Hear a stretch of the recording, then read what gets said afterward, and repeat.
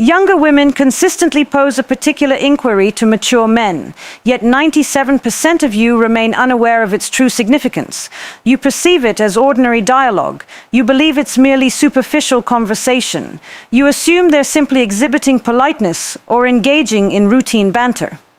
Meanwhile, as you deliver some mundane, shallow response, completely blind to the actual dynamics at play, the chance vanishes before your very eyes. Here's the crucial insight you must grasp. Women, particularly younger ones attracted to mature men, don't initiate contact using masculine approaches. They won't directly approach and declare, "You're attractive to me, care to spend time together?" Female psychological patterns don't operate that way. Rather, they establish entry points. They plant subtle clues. They pose inquiries that appear harmless superficially, yet carry layers of underlying meaning, deliberate purpose, and welcoming gestures. Without the ability to interpret the genuine question, without recognizing the welcome concealed within the inquiry, you'll continue overlooking chances with women who are actively attempting to signal their receptiveness. Before we proceed further, if you've grown tired of overlooking these cues, if you're prepared to genuinely comprehend the reality behind these exchanges, press that like button immediately. Join this channel's subscriber base and activate notifications, because the information I'm preparing to disclose won't merely enlighten you, it'll fundamentally transform your approach to dialogues with women. Let's examine precisely which inquiries younger women pose when they're genuinely expressing interest, and crucially, your appropriate responses. The initial inquiry, likely the most frequently misunderstood by men, occurs when she inquires about your occupation. Superficially, this appears like typical acquaintance-building dialogue. People universally ask this, correct? It's simply fundamental casual conversation.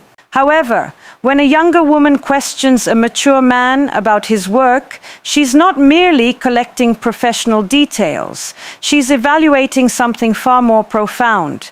She's attempting to comprehend your identity, your motivations, your accomplishments, your genuine passions. She's measuring your position, your drive, your directional purpose. She's determining whether you're drifting aimlessly through existence or genuinely advancing somewhere meaningful. Here's the vital aspect most men overlook. Your delivery method matters exponentially more than your actual profession. You might possess the world's most remarkable career, yet answering with uncomfortable humility or self-dismissive remarks instantly broadcasts inferior value. Conversely, you might hold an entirely average position, yet answering with authentic enthusiasm and defined purpose immediately demonstrates superior value. Let me illustrate how most men fumble this. She inquires about your work. He responds, "Oh, I'm merely an accountant, nothing remarkable, quite dull actually." This response absolutely destroys any attraction she potentially experienced. You've essentially communicated that you don't appreciate your work, feel ashamed of your profession, and perceive yourself as commonplace and undistinguished. Why would she feel enthusiasm about you when you lack excitement about yourself? Now, observe how a high-caliber mature man addresses this identical question. She asks about his occupation. He states, "I operate a financial advisory company. I assist enterprises in organizing their frameworks to enable expansion without collapsing. It involves strategic-level troubleshooting, which genuinely captivates me." Identical fundamental profession, entirely different energy. This response exhibits confidence, demonstrates purpose, reveals you discover significance in your work. It welcomes additional questions. It generates curiosity. It proves you're someone who has constructed something and embraces pride in it. The situation becomes increasingly intriguing here. When a younger woman questions a mature man about his work, she's frequently simultaneously evaluating economic stability without addressing it explicitly. This isn't materialistic opportunism. This represents evolutionary psychological patterns. Women possess innate drives to evaluate a man's capacity for provision and protection. Within contemporary society, professional achievement serves as a substitute for those primitive survival characteristics. Therefore, answering this question involves more than describing your employment. You're transmitting your establishment level, your dependability, your capability to maintain a consistent presence in her existence. Marcus Aurelius documented that a man's significance extends no further than his aspirations. When she questions your occupation, she's genuinely inquiring about your aspirations, your determination, your purposeful direction. Respond with assurance and precision, and you've successfully navigated a significant evaluation. The subsequent question younger women pose when expressing interest toward mature men, and this carries substantial underlying meaning, is: do you frequent this location? Or variations like, are you a consistent visitor here? Have you visited this establishment previously? Most men perceive this as merely conversational initiation, something uttered to eliminate awkward silence. However, when a younger woman poses this question to a mature man, she's actually constructing a structure for subsequent interaction. Consider the underlying meaning. Affirming regular attendance essentially reveals where she can locate you again. You've provided intelligence regarding your behavioral patterns, your routines, your schedule. You've simplified her ability to arrange another meeting if desired. Stating this marks your initial visit, establishes an opportunity for her to assume the knowledgeable role, the directing position, someone capable of offering orientation or suggestions. Regardless, she's building mutual foundation, generating connection, creating pathways for sustained interaction. Yet here's where most mature men err. They respond with basic affirmation or negation, then remain standing awkwardly, allowing the dialogue to expire. They fail recognizing this question constitutes an invitation toward continued conversation, toward increased sharing, toward establishing reciprocal exchange that develops rapport. Let me demonstrate proper handling. She inquires about your visit frequency. Most men state, yes, quite consistently, then nothing follows. That's a conversational dead end. Here's the superior alternative. Yes, I've patronized this place for several years, truthfully. It remains among the rare city locations where genuine conversation occurs without screaming over dreadful music. What prompted your visit this evening? Notice what transpired. You addressed her inquiry, disclosed something regarding your preferences and principles, then redirected toward her with a question inviting her to contribute more. You've sustained conversational flow, demonstrated social awareness, shown genuine interest in her as well. Alternatively, if declaring this marks your first visit, you might state, no, first experience. A friend suggested it, though he neglected mentioning the exceptional atmosphere. Have you been attending long? Again, you've responded, incorporated your personal observation, and welcomed her to perpetuate the conversation. You're not merely reacting, you're participating. You're proving you understand creating conversational momentum. Epictetus instructed that we possess 2 ears and 1 mouth, enabling us to listen twice as extensively as we articulate. When she poses these questions, she desires engagement, not monologues.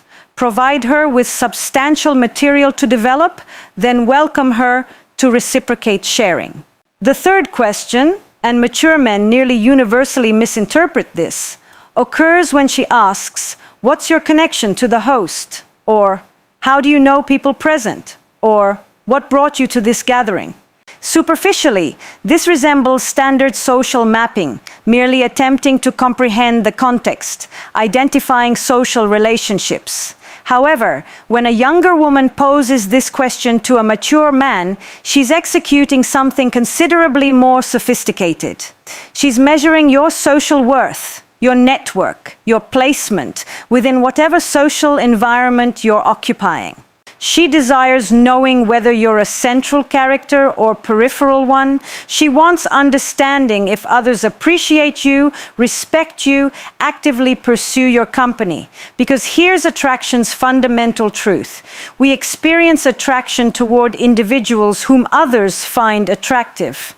This phenomenon is termed social validation, and it ranks among the most potent attraction catalysts existing.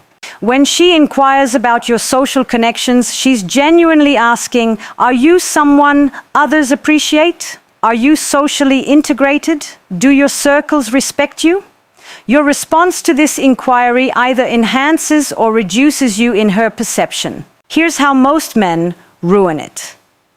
She questions your host connection. He states, "Oh, we previously worked together years back.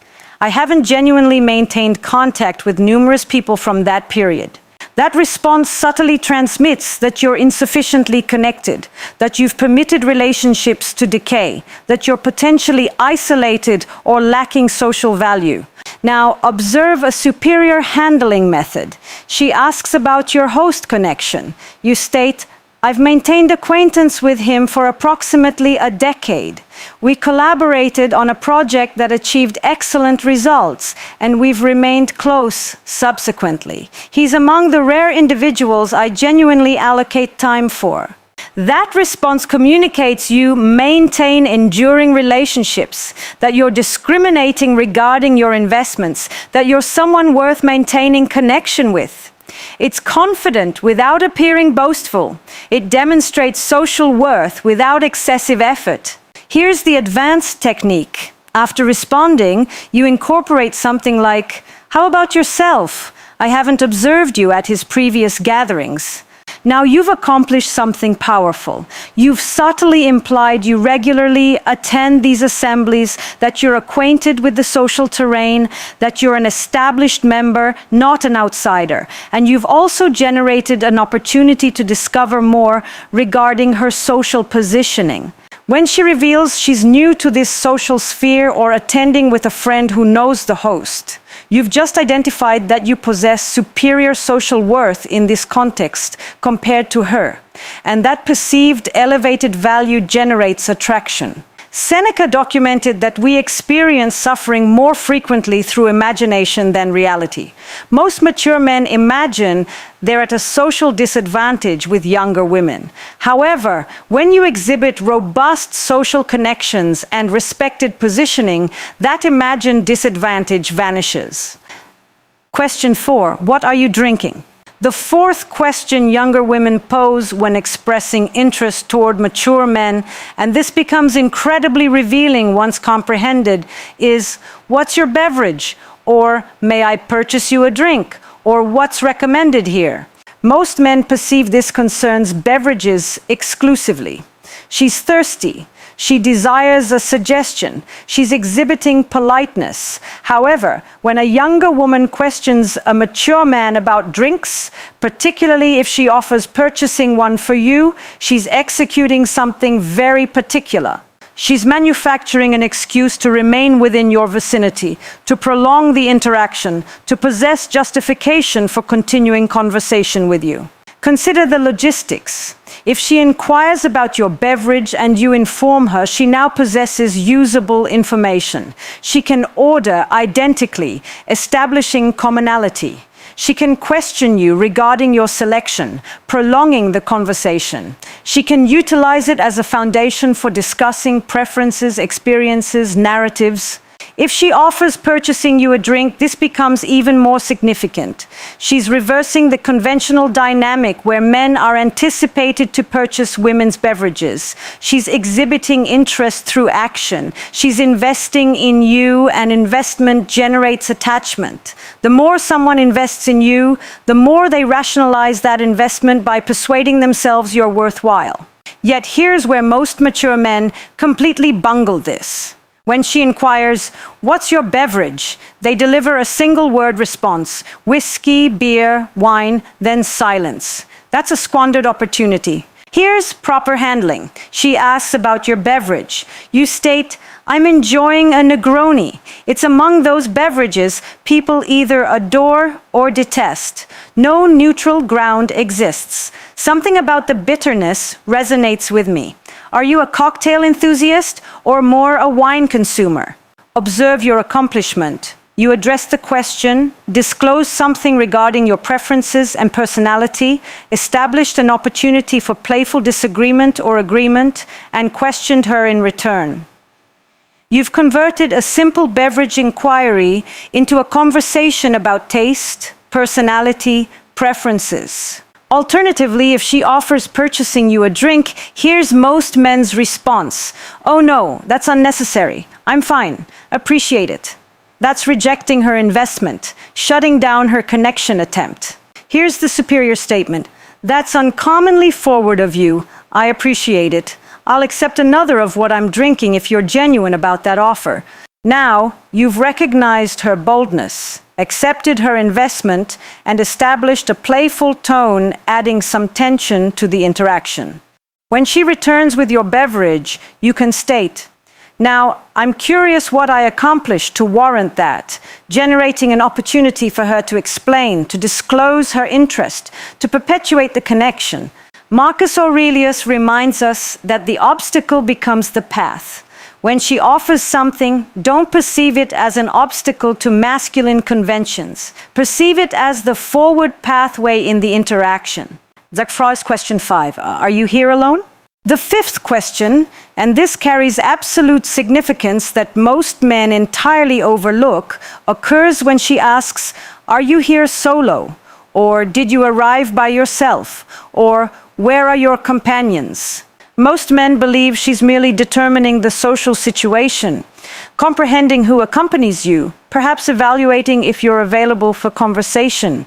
However, when a younger woman questions a mature man about being alone, she's genuinely investigating simultaneously. First, are you accessible? Not merely presently, but generally. If you're present with a girlfriend or spouse, she requires knowing that before investing additional energy. Second, do you possess sufficient confidence to attend places independently? This might appear contradictory, but a man comfortable attending social venues alone demonstrates elevated value. It reveals he doesn't require an entourage for security. It shows he's socially calibrated adequately to navigate interactions independently. Third, can I obtain your complete attention? If you're alone, she needn't compete with your friends for your concentration. She can interact with you directly without group dynamic complications. Your response to this question discloses considerable information about your confidence and social intelligence. Here's how most men botch it. She inquires about being alone. He states, "Yes, my companions couldn't attend tonight, so I simply came independently." Somewhat awkward, truthfully. That response radiates insecurity. You've just informed her you're present alone because you couldn't convince anyone to accompany you, and that you feel uncomfortable about it. That's inferior value.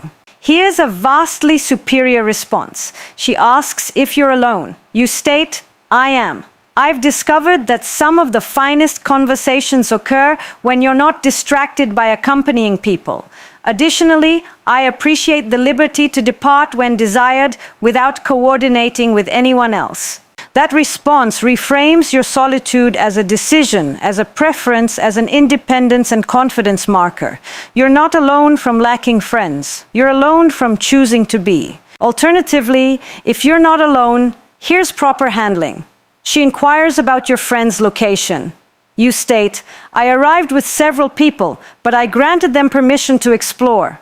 I find group conversations at these events tend toward pretty superficial levels. I prefer connecting individually." Now, you've communicated that you possess friends. Therefore, you're socially valuable, yet you've deliberately separated from them because you appreciate deeper connection.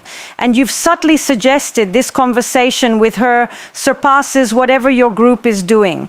Epictetus thought that it's not what occurs to you, but your reaction to it that matters. Whether you're alone or accompanied by friends, frame it as a deliberate decision serving your preferences. That's confidence, and confidence is magnetic. So question 6, what do you do for fun?